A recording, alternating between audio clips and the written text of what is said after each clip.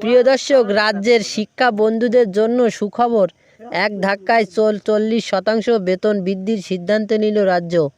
এর ফলে রাজ্যের 3,337 জন শিক্ষা বন্ধু উপকৃত হয়ে থাকবেন।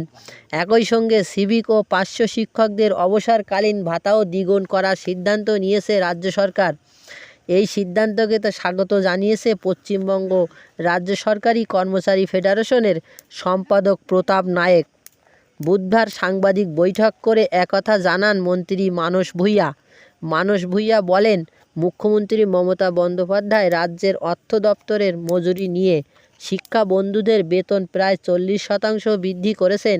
এর ফলে 5,954 টাকার পরিবর্তে এবার থেকে শিক্ষা বন্ধুরা 8,335 টাকা পাবেন।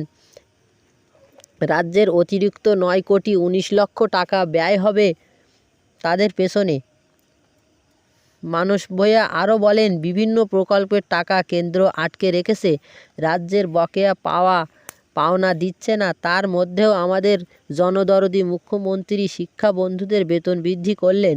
একই সঙ্গে আশাকর্মী, civic volunteer, home guard, para teacher, village police, auxiliary fire অপারেটরদের অবসরকালীন ভাতাও দ্বিগুণ করা হলো।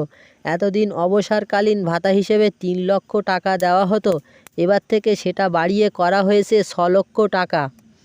Rafiquzzaman, RM news.